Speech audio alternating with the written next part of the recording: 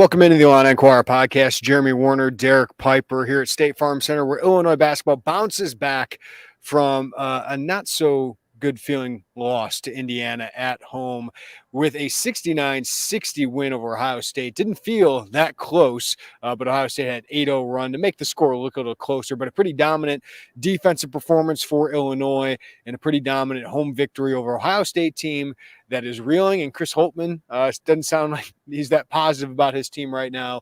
But Derek Piper, certainly Brad Underwood feels good about his team. I don't think he was panicked after that Indiana game. I don't think you and I were panicked about that. But there certainly was more credence to the theory that maybe his team was a little tired. I don't know if they beat Indiana with this kind of performance, but I think they have a good chance to. But obviously, this shows that Indiana, out of the last 6 games they played, is an outlier, but a nice bounce-back performance from Illinois. What stood out for you, Derek? Yeah, it was a really nice win against a team that was ranked higher than you in the net rankings coming in. It was a quad 1 win that you put on your resume, and it was defensively against a team that was 7th in the country coming in, offensive efficiency rating in the country in Ohio State. Some talented offensive pieces. Bryce Sensabaugh has been the freshman of the year in the Big Ten and one of the best out there in the country, a projected lottery pick, and he has his worst game offensively in like 6 or 7 weeks. Coleman Hawkins did a great job driving the primary assignment. We've seen Coleman in the past against Keegan Murray, against Ron Harper Jr., of really being able to make those guys have tough nights. And I thought his length was something that bothered Bryce. He blocked a handful of shots, and really just Illinois in general being able to contest around the paint, not give up layups. We know they gave up 50-some points in the paint against Indiana. They were tougher tonight. They made it hard for Ohio State to get to the rim, and when they got there in that lane, they really contested well with their length, and continues to be a team that can block a lot of shots. And Ohio State just never really got in a rhythm. And outside of that early stretch where I know there was a transition 3 for McNeil early, and then Ohio State got some offensive rebounds that gave some second chance points. Outside of that, didn't seem like a whole lot came easy for them. So for that defensive effort to come together, for them to pack more of a punch with their physicality, with their energy, showed that they were well rested, and they did rise to the occasion. Like Brad said, they were maybe fatigued against Indiana and had to bounce back and show that was actually a factor and rise to the challenge tonight. And then it was great for what you thought to be your big 3 going into the year, and Shannon, Mayer, and Hawkins all to have really good games. Yeah, I mean, we said it after the Indiana game. They were punked in that game, whether it was energy, whether it was intensity, all those different things. Indiana was just more physical. Now, of course, they have Trace Jackson Davis. Ohio State doesn't have a player like that, even though Zed Key was healthy tonight. He did not look great, and Illinois had a big part of that, Derek. But they were just there was more effort, there was more energy, there was more intensity, and there's more toughness. And we'll get into Coleman Hawkins, what a big performance this was for him. But you saw it from him. You saw it from Ty Rodgers with 8 rebounds in 15 and a half minutes. Matthew Mayer with 8 rebounds. Terrence Shannon with 7 rebounds in this game. They were just more physical on the interior. And then the defensive game plan worked. We saw it against Indiana. They want to force tough twos. Indiana made a lot of those. Trace Jackson Davis was allowed to go one-on-one, and that did not work. Tonight, we saw Zed Key get doubled at one play. They didn't have to go to that very often because they were so good defensively, and Zed Key wasn't in the game all that much. But this defensive length, Derek, was really impressive. Their toughness on the ball. They fouled a little bit, right? They got in foul trouble there a little bit, especially with Dane Danger. But I thought Coleman Hawkins, Matthew Mayer, Terrence Shannon, maybe even Ty Rodgers towards the end of that game, like their length was pestering them because Ohio State only shot 10 threes. I think that was really important for a team that can get really hot from 3. They were 7 of 13 on layups. Most of that was in the second half. I think they were 1 for 4 in the first half, 11 for 37 on 2-point jumpers. The math goes pretty well if you're getting 22 points on 37 jumpers. Definitely. And yeah, that's been something here that Illinois has established is they've been a top 20, top 25 team, 2-point field goal defense, same range for block rate. And when you look at McNeil, again, outside of an early 3, he only took 2 on the night. And a lot of his attempts were like runners or, kind of off the dribble jumpers there in that mid range they're off balance and contested. And he's a guy that can really get going from 3. I mean, he's in that range of like an Andrew Funk, some of the rare shooters in this league that can can get on a heater and really hurt you. And Illinois didn't give him an opportunity to do so. It's one of the few games that Bryce Sensabaugh hasn't made a three, and he didn't get really any open catch and shoot look. So that was great. And then Zed, I mean, they battled him. Dane didn't have a great offensive night, or a slow starting one at least. There was a point there early in the second half that both Zed and Dane were scoreless. But for Zed to come in 2 for 8, we know his physicality around the basket, how he can impact the offensive glass, and for him to only have 3 rebounds in 24 minutes and foul out, that was good to see. And Justice Suing had some points that he made up late. He had a pretty rough night for the most part. Likely was going downhill, but really had a tough time finishing. And you'll settle with him. He's kind of an offensively erratic player. He had a season best game against Iowa, but outside of that, he's been someone that you want taking shots. So for him to take 8 and for them to run offense through him and kind of limit those other dangerous pieces, that was a really good showing. And it shows again the upside of this team with their defense, and it starts there. I know you wrote about it in the quick hits of the ceiling, and the key to that is being a consistent defensive team because of how much length and athleticism and just what this team can do to you defensively. And they showed it tonight against a high caliber offense. Yeah, and I'm glad you brought up McNeil there, because he had 5 points early in this game, right? The first minute or two, and he ends up with 7. And a guy I want to point out is RJ Melendez. Mm-hmm. Right. Not a good offensive performance, but if you're going to read my quick hits later, he's going to have a higher grade than you probably imagine, because he played 31 minutes, was a plus 13 when he was on the court, and McNeil only got 2 threes up. That's huge, because if he gets going, this Ohio State team is much better. But certainly, Derek, Matthew Mayer is really locked in with his energy, what he's given defensively. Certainly was healthy after being sick, but Coleman Hawkins, man, it was just so impressive. And we've seen this from Coleman Hawkins in the past, right? Like what he did to Keegan Murray to clinch a Big Ten championship last year. Ron Harper shutting him down. I believe that game was here last year. We've seen those performances from Coleman Hawkins, but he helped shut down Sensabaugh along with Terrence Shannon. And then he went on Key, and Key couldn't get anything over him. Isaac Likely really struggled to finish around the rim. I think part of that's Mayer, part of that's Hawkins. Those guys combined for 5 blocks. But as Michael Tulip tweeted out after this game, like there were so many contests around the rim, and even contests on these 2-point jumpers. The length of Coleman Hawkins and just the defensive prowess that I don't think we've seen consistently this year from Coleman was huge tonight. Yeah, it's been a while that we've kind of brought up him as being a standout performer defensively. Now, he's got that ability on any given night, and he definitely rises to the occasion against some of these marquee matchups. I mean, he kind of admitted that when you see someone like Sensabaugh, who's a projected first-round pick, one of the top scorers in the league, that his eyes light up when he gets a chance to shut him down, knowing what kind of impact that would make for his team. So, his mobility, his length bothered Sensabaugh. He was able to block his shot.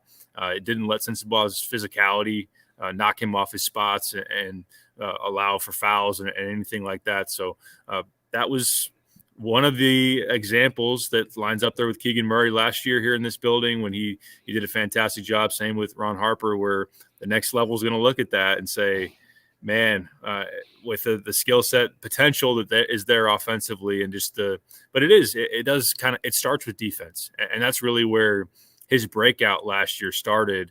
And sometimes I think that he might have even forgotten that the keys to him building off of last year is, number one, defense, number two, kind of effort and energy plays, and doing, chipping in here and there offensively. But tonight he was dialed in, he was engaged. It shows how much he means to this team. And then offensively, I mean, 6 assists, 1 turnover. You'll take that any night. He made some good decisions, made some good passes. He also went down into the lane. Like he actually used the pump fake to his advantage. Like you said, at one point during the game, he was able to get guys in the air and finish around the basket. The 3 ball is still something that's inconsistent for him. And he'll have some nights where he buries 4 or 5. He's hit 6 in a game. Tonight it was 1 for 5. But I know we've been talking about kind of the overall importance of Coleman Hawkins to this team. I was scrolling through KenPom, and in games where he has an offensive rating of 100 or higher, Illinois is 10-1. When he has below 100, they're 1-5. So if you want to think about kind of the key of what Coleman Hawkins you're going to get on a given night and what that means for Illinois, that might tell the story there. Yeah, there were a couple guys, national guys here, and one of them was Jeremy Woo, Sports Illustrated, was here to see Bryce Sensabaugh, right? And Coleman shined. And I think sometimes the NBA draft conversation, Illinois fans are like, what? Why is Coleman Hawkins being mentioned that? And to be honest, sometimes we watch games. It's like, that's not an NBA draft pick. But then you have nights like tonight, and you see Sam Vecini, who's as high on Coleman Hawkins. He's the Athletic NBA draft writer. We have his tweet here on the live YouTube. He said a lot of really strong flashes from Illinois big Coleman Hawkins on defense tonight against Bryce Sensabaugh. Really killer defensive game from him. And I agree. This is kind of like, and I have across our bottom line here, the curious case of Coleman Hawkins. There are nights, Derek, he doesn't look like a draft pick. Then there are nights he looks like a first round NBA draft pick, like one of the best players in the Big Ten. And it doesn't come from points, right? It comes from all these other little things that he does that does translate incredibly well for the NBA level. A 6'10" big that can pass like he does, 6 assists tonight. The highlight play of the game was probably his passing up an oop, a nice pass from Terrence Shannon and giving it to Ty Rodgers for an even better look at a dunk. But 9 rebounds tonight, that's the stuff you want to see, some tough stuff around the glass. And we know he can shoot every once in a while. It didn't translate tonight, 1 of 6, but his pump fakes did work tonight. But all these skills are skills that do translate to the NBA. He's just got to find consistency. And I asked Brad Underwood today, what is the key to consistency for Coleman Hawkins? Here's what he said. Anybody, what's the key for consistency, which I know is difficult, but what does consistency look like for him? You know, I think that Coleman's really talented, so I think it's going to be. He's going to have a night where he makes 5 threes. He's going to have a night where, you know, I've said this for 2 years now. I think he's a lockdown defender. I think that he's, you know, I always go back to the Keegan Murrays and the Ron Harpers games last year, and you know, and again tonight. And most of those guys had off nights facing him. That's the consistency. I don't want to level consistency for him or judge it based on what he does on the offensive side. I think that he has nights where he makes shots. He has nights when he assists and facilitates. But that consistency on the defensive side and his rebounding, we talked a lot in the last 2 days about him really getting back aggressive on the glass, and he did that tonight. Yeah, Derek, and I think I wrote a story with him. I talked to him about, hey, what's your focus? And he brought up defense and being Big Ten Defensive Player of the Year. I don't think he's played to that level this year. I still think he's capable of it. I don't think he's been consistent on that end this year. I don't think he's been consistent just doing the little things of getting rebounds, being tough. And I think that's the next step. He's never had to be the star of a team. And while Terrence Shannon kind of takes that scoring load off him, he can still be the star of this team because he does everything else, or he can do everything at really, really well. So that's where I think, man, if this kid clicks with consistency, he can be one of the best players in the Big Ten. He just doesn't do it consistently yet. But tonight's another flash of what he is capable of. Yeah, it's another one of those high points, and a guy that when you have the ceiling that Coleman does, you're going to have the ability to have some NBA guys, you know, tweeting about you and wanting to put you in mock drafts and everything. It's the steadying influence over a strong or a long stretch of games that is the difference between someone that is a solidified star, someone that you can rely on night in and night out, and versus a guy like Coleman, at least to this point, that's been too up and down. He's had games where he hurts you more than he helps you. We've seen that too many times, honestly, and that's kind of the thing that you're wondering if that flips as you go through the second half of this season, as you, of course, get into postseason play. But, I mean, you just look one game ago against Geronimo, and Geronimo was beating him up, was physical with him. Coleman didn't have a good time defending Trace Jackson-Davis. I mean, you can say that's not maybe the best matchup for him, but I didn't like, you know, early on that Geronimo just cuts down the lane, catches, layup, and Coleman's on him, and it's like, oh, this guy's supposed to be someone that shuts people down, or he bullies him for a basket. Coleman did a better job tonight of being up for the challenge, of being able to handle physicality once again. And he's been someone, too, that has gotten a little bit of he jumps on pump fakes sometimes, and he just has to be more steady. And I think that's just kind of the goal for him, is to be someone that you can rely on night in and night out, even if it's beyond just the shot making. If it's just, we know he's going to play great defense. We know he's going to pass and have a better assist to turnover and play with really good effort. I think that was something that late last season, it was like Coleman's everywhere. Like Coleman's all over this court. And it wasn't just like, oh, it was, through the legs and facilitating. He's just playing his butt off and he's defending. And then everything after that's an added bonus. Yeah. I just think he can be so dang good. And if he can find that consistency, this team can take off. Because I think when he plays well, this team usually plays every well. And you said he's there, here, he's there, he's everywhere. I want to do a Roy Kent from Ted Lasso for you Ted Lasso fans out there. All right, Derek, looking at the box score here a little bit. Obviously, Terrence Shannon really got him going offensively. Just got to the free throw line. And, hey, the free throw line helps Illinois tonight as they shoot 16 for 18 from the line. Ohio State shoots 12 of 20, and it really hurt them in key parts of this game. But I thought Terrence Shannon did a really good job of that. I just think Matthew Mayer, you talk about steady, man. Outside of the Indiana game, he's been probably your MVP over the last month, right? I mean, Terrence Shannon's really good, but he's just been steady offensively and really probably even more so impressively defensively, given what he was defensively early in this game. But 12 and 8 from him, 2 block shots. He's been really good on help defense. His recovery and defense has been great. Those Baylor transfer or the Big 12 transfers really stepped up tonight. Yeah, I know Holtman mentioned that the lift that the Big 12 transfers are giving you. And to your point, like outside of the game that Meyer's sick against Indiana, he's scored otherwise in he scored double figures in the last 9 high major games outside of Indiana. Like the fact that he is someone that night in and night out you're relying on to go up and make some baskets. I think that, again, you see some of his free throws, you see the offensive rebounds that he's getting. The energy that he's playing with is great. He's able to step up and make threes when he doesn't need a whole lot of space. He can kind of make those big momentum shifting shots or just kind of you're starting to feel the buzz in the building. Then Mayer hits a 3 and then the opponent needs a timeout and this place gets rocking. So he has been as impactful as anybody within the last 4 to 5 weeks defensively because of the block shots, the effort plays. I still think Terrence over the long course of the season has been the best defender on this team. But Mayer has been something that's become a consistent hang your hat on type of thing. And Shannon, there were some moments, and we could talk about this team chucked too many threes. You look at 5 for 28 and things had there were times where this team had stretches where things weren't very pretty offensively, but Shannon could get downhill, draw a foul, get to the free throw line. Illinois made their free throws tonight. So it's kind of those prevent the long droughts. I know you see one there on the screen, but that was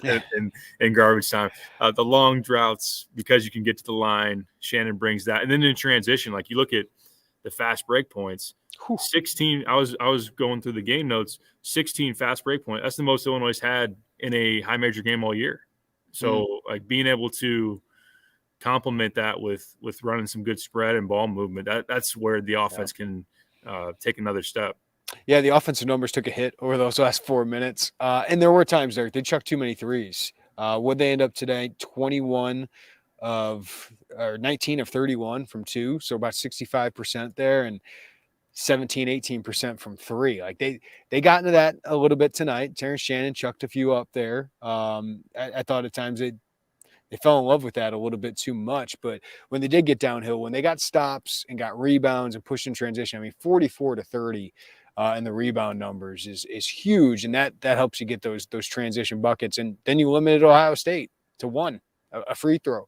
So a fantastic job there. We also got to bring up, Derek, a little change to the starting lineup is Jaden Epps gets his second start of the season, first since the Alabama A&M game on December 17th. I think we're expecting this at some point.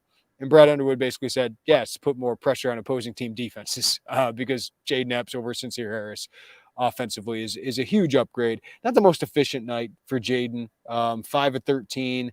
2 of 8 from 3, but he did have 14 points, right? And he had some big buckets. I thought him getting to the lane and getting fouled and getting a couple free throws at the end of the first half was a key moment because Ohio State was kind of punching back, and then to get an 8-point lead going into halftime, I thought that was a big moment. And he's got some times where he's got some of those takes to the rim that really stifle another team's run or just give Illinois a big boost. Definitely, yeah, that was a key moment there where Ohio State got a couple buckets and we're starting to stem the tide for Illinois at the end of that first half. And the downhill drive, and he's just fearless on those. Like he goes into the lane, he's not afraid to hunt contact. He does a good job with his finishes for the most part. Hit a couple of big corner threes. Then the old off the back inbounds pass to himself that he had. It's just a guy that's becoming more and more comfortable. He's had some moments where he turns the ball over. He'll make a bad decision offensively, but it just seemed like the right thing to do to hand the keys over to Jaden and say, let's not hold back from this anymore. Let's take the training wheels off. You're our starting point guard. Here's the keys. Go out and be that for us.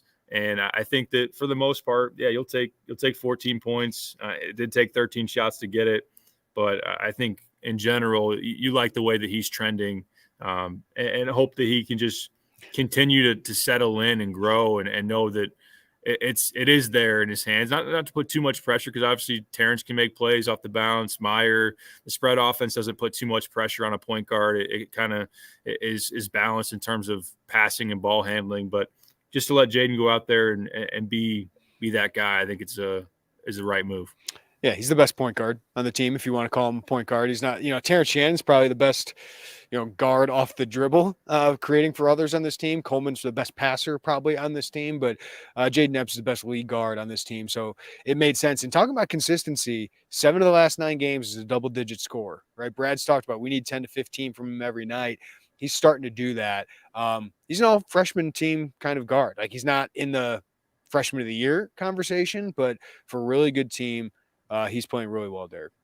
Yeah, it's a big deal for him to be able to provide that scoring punch. It just complements Terrence and Matt and if Dane when he's going. So yeah, he is one of the better freshmen in the league in general. And I know a lot of Illini fans are just thinking kind of about the future of what that guy's going to look like. But you just want to hope that he continues to build on this. You get into the tournament. It is tough when you can have a freshman point guard. Again, you're not maybe putting the ball in his hands possession after possession, but like the way that he's responded. I think he's been better than expected overall in general. And 31, 32 minutes tonight, he's a high volume minutes guy, and he's definitely going to be learning through these wars in the Big Ten, similar, throw to the fire like a Trent Frazier freshman year. And I think he's done some similar things in terms of just being a bucket and a guy that you can go get one. Yeah, and like Trent Frazier, I think he struggles a little bit defensively early in his career. Trent actually struggled a little early defensively in his career, guys. But I think Jaden's going to get better and better. He's strong. He's strong enough, just a little undersized. And, I think once he gets more accustomed to this with Chester Frazier, he'll be just fine on that end. The other freshman that stepped up in a huge way is Ty Rodgers. What an impact tonight. This arguably, given that this was one of the better opponents he's played well against, Eric, might have been his best performance. 4 points, did biff a layup. Great pass. I think it was Coleman that had that pass. But 4 points, 8 rebounds in 15 and a half minutes tonight. He is their best rebounder. He is so good on the glass, and I think that is so big for their defense, Derek. We don't talk about how good of a rebounder you have to be a good defender, but he is such a good rebounder, such good energy. And you see the explosive athlete he is around the rim after that Coleman pass, and then getting up and getting some of these rebounds, and then he can battle defensively. So what do you think's clicked for Ty Rodgers? It was just translating what he's done against Minnesota and Nebraska to a higher level opponent, a bigger game, and to be able to go out there tonight. And I wrote in my preview, I thought that Illinois was really going to have to answer the challenge of physicality. And obviously Ty has that, where he's built not like a freshman when he's 6'6". He's very strong. He's athletic, and to show the energy, I think he's thinking less in general. I think he's playing with more confidence. He understands what his role is. So those things have helped him to be able to play maybe a little bit more free or just more channeled and where he's going to put his energy. But, yeah, I mean, this is something that we've heard since the fall where Brad was saying in the early practices that Ty was leading them in rebounding. You can see the way he gets up. I mean, he's got a great vertical. He gets up on that dunk that was the play of the night and one of the plays here of the season where Terrence throws a lob to Coleman, and Coleman taps it back to Ty, and Ty goes for the dunk, which was great. So he's athletic, he's strong, we know that he's tenacious, that he has a high motor. I mean, those are things that he brought throughout his high school career and were really the things that we all tabbed coming into this season. So to do it against someone like an Ohio State that, has a Justice Suing, a Sensabaugh, a Zed Key, a Likely. I mean, those guys are all physical dudes and strong guys. So I loved his energy. I think that the offensive game, you'll take a couple buckets here and there. I'm not too worried about it. I think that his passing can still play a little bit more as things go along, because that was something that really showed out for him, Team USA and in the EYBL and everything. It was a nice little Olajuwon hook in the lane or whatever it was. I think that he was maybe a little fortunate that went down, but it was a bucket and it counted. So, but yes, it's the energy, it's the defense, it's the rebounding that you really like and hope that he can continue to build on. I don't want to bury the lead here, Derek. Second straight game, Lieb season. What a nice little 2 minutes for Brandon Lieb. Hey. Two games in a row here, man. Finishes a bucket, which was a great pass by Terrence Shannon, but Lieb does a great job keeping the ball up and use that 7-foot wingspan and get up and get the bucket. But a block, he really had 2 blocks. Ty Rodgers fouled underneath him. So look at Brandon Lieb, man, getting some trust and building off it and giving 2 solid minutes for Illinois where he's a 0 in the plus minus. Like, that is a great thing for Brandon Lieb as Dane Danger gets in foul trouble yet again. You're driving the Leaf season bus, and I'm running behind it. I'll put myself out there. Like when he checked in there and he was matched up with Zed Key. You did a Dockage. I said, let me put it right on the record now. I don't like this matchup. I don't think this is going to go well. And immediately he blocks Bryce Sensabaugh, and then would have had his second block if Ty Rodgers wouldn't have fouled him. Hey, a guy that, once again, didn't hurt you, looked like he actually belonged on the court out there. And, I mean, Zed's a physical dude. Obviously, yeah. Sensabaugh is 7 foot. It plays. It was really good timing on the shot block. He didn't foul. And then, in the pick and roll, he gets served one up inside. And like you said, he got the ball out of his hands quick and didn't bring it down or anything. And, look, when you're the third big man in a rotation, it's sometimes going out there and doing the little things. And, hey, he looks like he belongs in a Big Ten game, which is something different than we've seen here in years past, and happy for Brandon. Yeah, good for Brandon. All right, Derek, you go on the road now to Wisconsin. Never an easy place to win, but I just looked it up before the game. Illinois won 2 straight there, right? The Iowa game where they finally get over the hump and win that game. And then Dimitric Trice go off, and they almost came back, and Wisconsin almost won that game, but Illinois found a way to win. And Illinois didn't have Iowa in that one. That was after the broken nose, right? Yeah. So Illinois has won 5 straight against Wisconsin, and this is a Wisconsin team that now has Tyler Wall back. You were fortunate that Tyler Wall wasn't in that game. I still think you probably win that game, but it might be a little bit different. But this is a Wisconsin team that has not played well since Illinois beat them. That is now 4 of 5 that they have lost, including a road game at Northwestern. Their one win is against Penn State. They got beat in close game at Kohl Center by Michigan State. But they got Maryland tomorrow night, so quicker turnaround for them. But Illinois does get a couple days to prepare for Wisconsin, a team they beat, and a team that they're more talented than. It's just Wisconsin, they're going to try and slow it down. They're going to try and really execute offensively, and they play tough defensively, especially with Tyler Wall back. I do think that's pretty big for them defensively. What do you think about that matchup? Another big one for Coleman, who probably draws the Tyler Wall matchup. I think that's obviously something where Wall in the mid post can back down and wants to use his great footwork, finishing around the basket. Coleman with his length can bother him. I know that's a key to look forward to going into that game. But, Wisconsin, always tough at Kohl Center. Like you said, though, Illinois has done a good job of going on the road and winning there. As you look there at Wisconsin, having lost 4 or 5, I mean, the stretch they have coming up at Maryland, Illinois at home, and then at Ohio State, Wisconsin never goes away and dies. But if there were a stretch where they could lose 6 of 7 or, 5 of 7, this would be it. So I think that's going to be really interesting. As we saw in the first matchup here, Shannon's athleticism is something that Wisconsin just can't handle. So I would once again look for that to play out and try to get Shannon downhill. Don't settle for the 3 too much. And that would be something I want to establish. And Dane's physicality, I think, inside against Crowell. The Crowell did a good job of scoring last time as well. Yeah, and I think just the length. Usually Wisconsin's been longer than Illinois outside of Kofi, right? So like that 4 position, Tyler Walsh killed Illinois a couple times. Like that position's really hurt Illinois in the past when Kofi was here. But before Kofi, it was just the bigs for Wisconsin. But now I feel like Illinois's got that length where they can bother someone like Tyler Wall. But I agree with you, Derek. Like Coleman's got to bring that toughness. Like I think that is going to be big for them.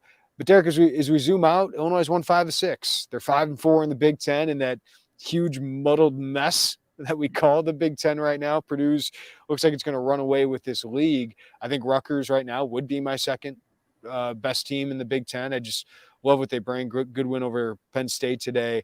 But then it's Michigan with 5 wins, Illinois with 5 wins, Michigan State with 5 wins, and a bunch of teams with 4. Just what do you make of what they've done over this last really month? As you look there on their KenPom page, it looks like your traditional January under Brad Underwood. It looks like you see the red in the non-conference or early on in the schedule, the first half of the year, and then they go on a run. And this has been, I know it's not that extended 7-8 game winning streak, but even in the past when they've won 4 and they've dropped 1, then maybe they win 4 or 5 again straight. Now we'll see if this team can actually establish that level of consistency. They got 2 tough road ones coming up. I think that's why tonight was so pivotal of holding serve at on your home court, which is always big, but then knowing you're going on the road to Wisconsin and Iowa and back-to-back weekends. So to insert themselves back into that middle of the pack and a chance to kind of get into, if there's going to be a second tier that establishes outside of Purdue at the very top, and then Rutgers kind of sitting there in that 2 hole. I think that they can get there, because right now it's a mosh pit there in the middle, and we'll see. It's going to be pretty wild, but for the most part, when the separation between like 3 or 4 and like 10 is like a game or 2, that's pretty crazy. So everyone you can get and be able to stack up there and try to get some breathing room, because you imagine, I mean, we talked about like a top 4 finish in the league is probably a pretty nice seed there in the NCAA tournament. It's probably like a 6 seed or a 7 seed at the very least, right? I mean, that would be something to really strive for, and getting a win at Wisconsin and coming home against Nebraska, and that would put you in a good spot to really flip this thing around. Listen, Illinois wants to win 4 straight here. Get 3 of the next 4. If you can steal one of these on the road at Wisconsin or Iowa and take care of business at home against Nebraska and Minnesota, which I think you should, I think you feel really good about where this team is heading. Feel good about them making the NCAA tournament, right?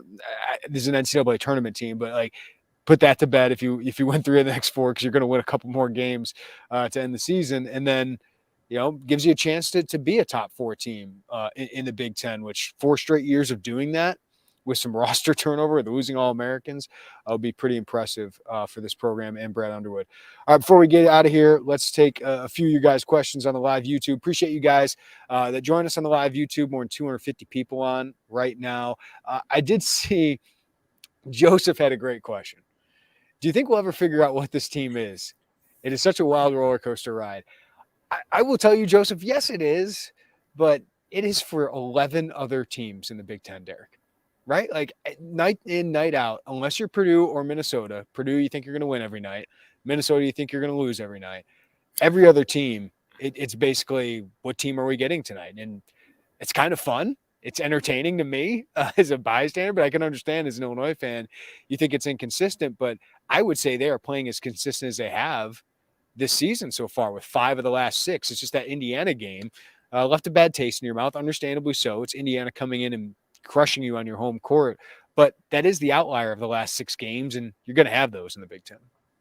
Yeah, it's definitely the nature of the beast there in the Big Ten. I think you look around the country and you have some of those teams that we've tried to figure out who the best 5 to 10 teams are in the country, and then UConn loses like 5 in a row, and Kansas drops 3 straight. Not to say that Illinois is on the level of Kansas or even like UConn had separated themselves towards the top 10, 15 in the country at one time. They're in the top 5. So it's an Illinois team that, because of I think it's a team that's still figuring it out, but so you wonder if they'll ultimately have the same consistency that we've grown accustomed to when you have Trent and Io and you have Kofi.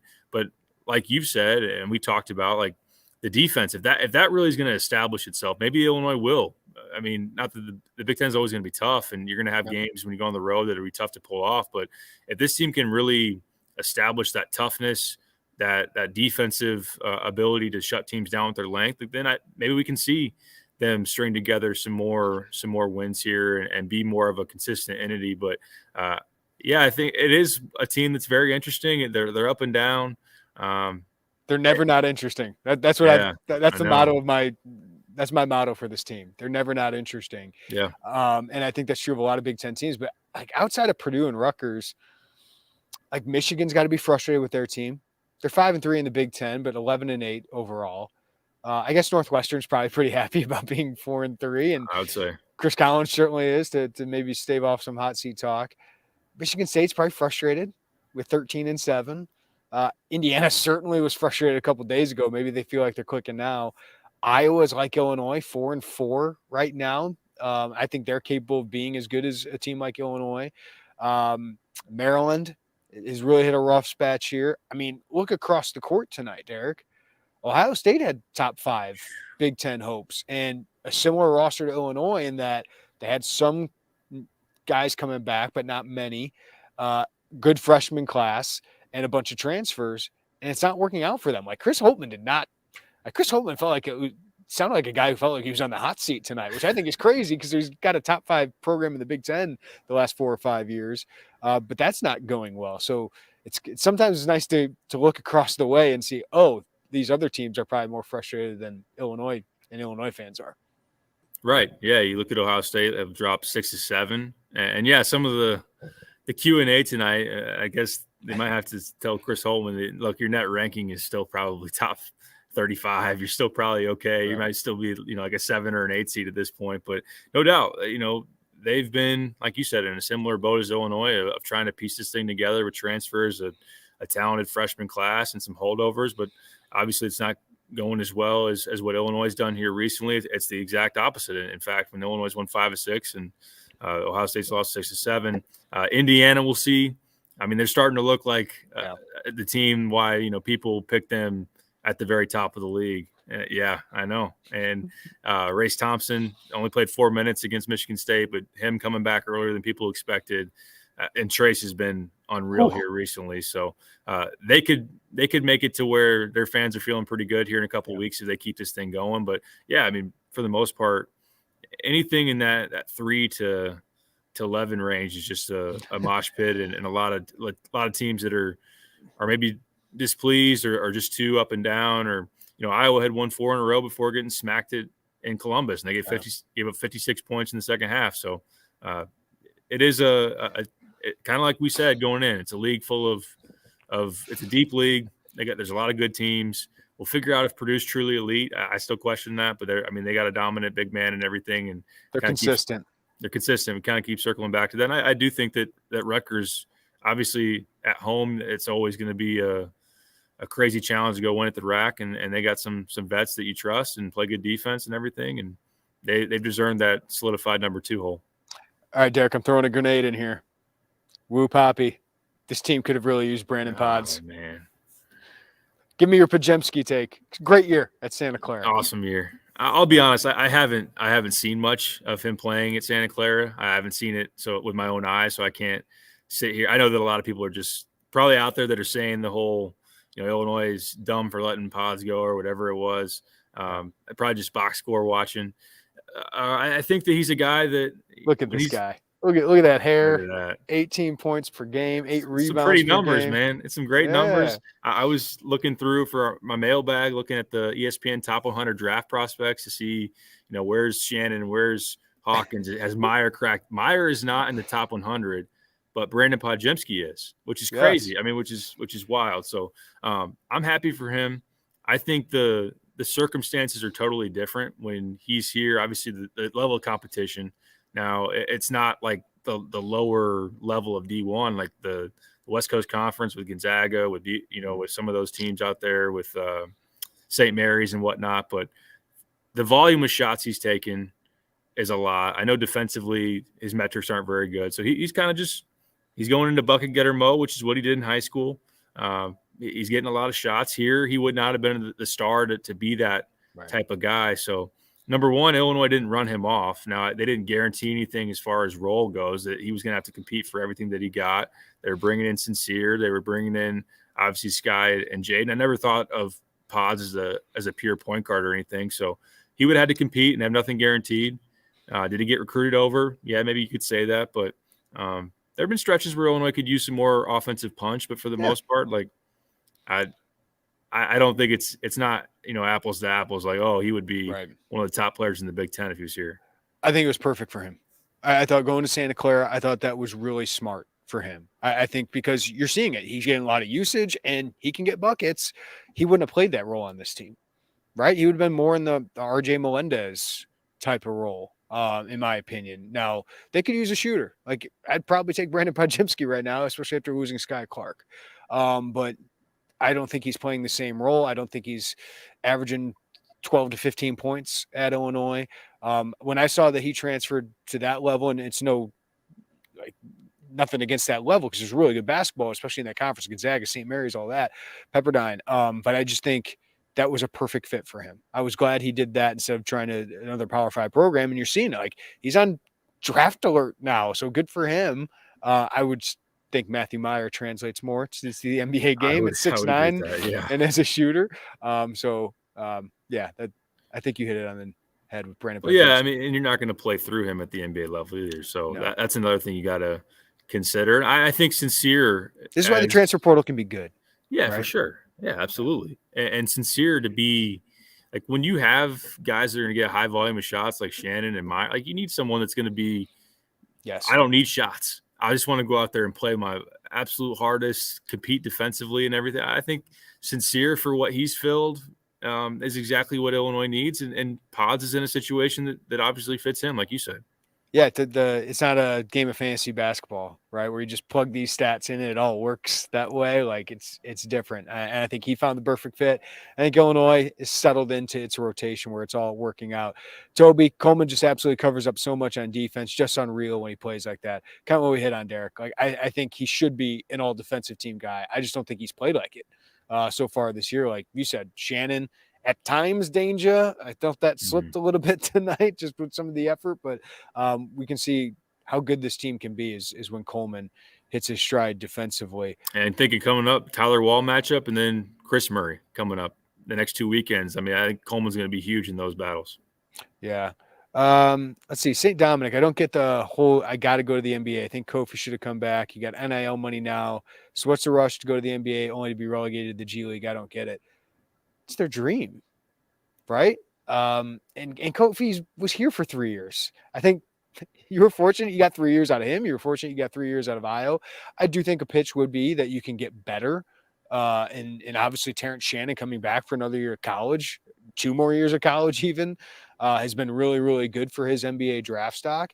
But if Coleman's told he's going to be a top 45 pick, which some people think he will be, Derek, and I think he's got a better chance if he continues to play like this, yeah, you go.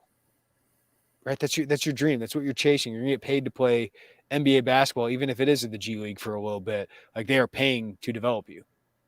Right. Yeah, that's what he's ultimately looking for. And when your stock gets to that kind of a level where you're going to be a guaranteed draft pick or if you feel like that's your evaluation and that's what they're telling you, it's hard to turn that down.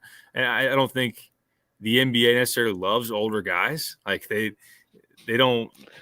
kind of knock you for being, like Matthew Meyer.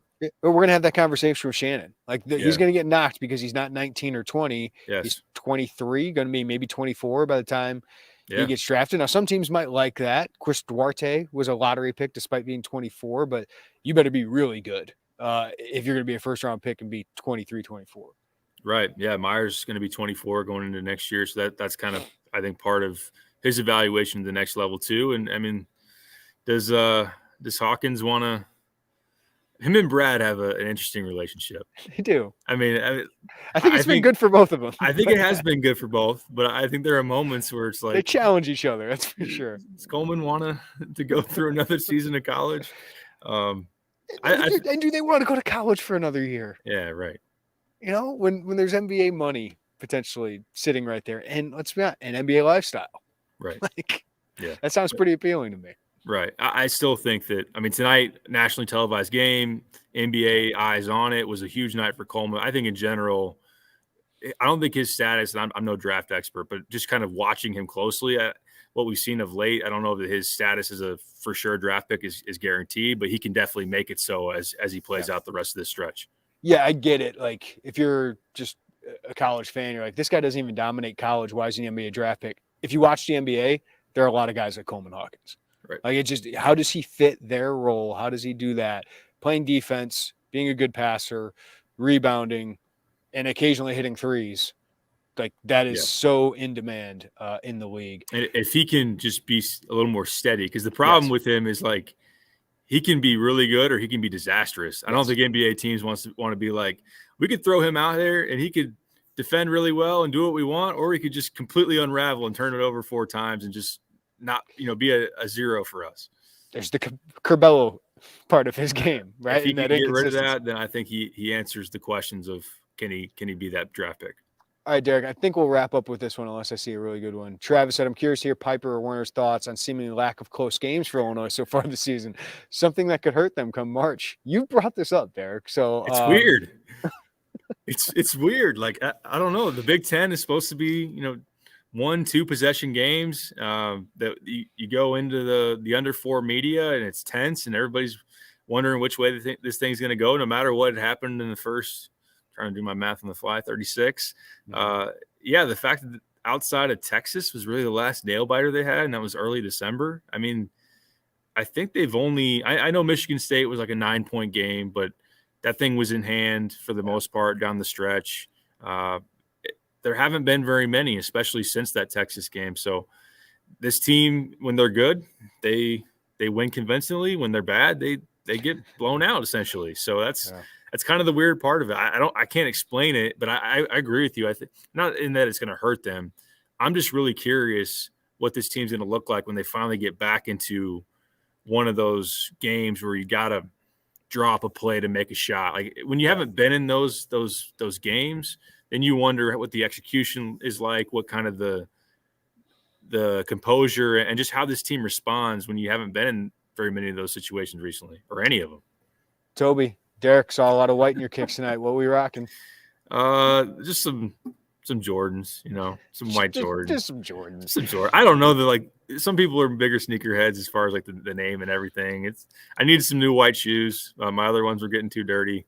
I'd wore those things out. So just got some white Jordans. Nothing crazy. Yeah, I missed the sneaker thing. Like, I don't mind shoes. Like, I like having a nice array of shoes to choose from, like a white pair of tennis shoes or basketball shoes or whatever. But yeah, I'm not the sneakerhead either. You would definitely be more so than me. Yeah.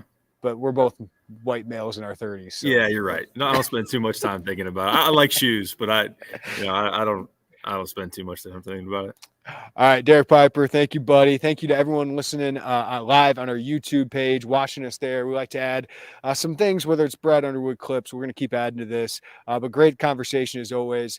We appreciate you guys. Give us a like if you're watching this. Whenever you watch this, give us a like, subscribe to us, follow us, and you should get alerts whenever we go live on this as well. Thank you for listening to the podcast on demand there. Give us a follow, rating, review, wherever you get your podcasts. Everybody have a great day. Check out all the content coming to Illini Inquirer. Derek, Joey caught up with Amani Hansberry, who was here, the top 50 signee. He was here tonight. So Joey caught up with him, asked Brad Underwood about him. And, Brad did mention Nico Moretti just arrived on campus right before the game. So his words were that he's going to get a physical and then he's going to get Fletch. I thought that was a really good quote from Brad. That sounds fun. So Nico Moretti here with Illinois, not expected to play. But thank you all for listening to the Illini Inquirer podcast. Everybody have a great night. Take care of each other. And we'll talk to you next time right here on the Illini Inquirer podcast.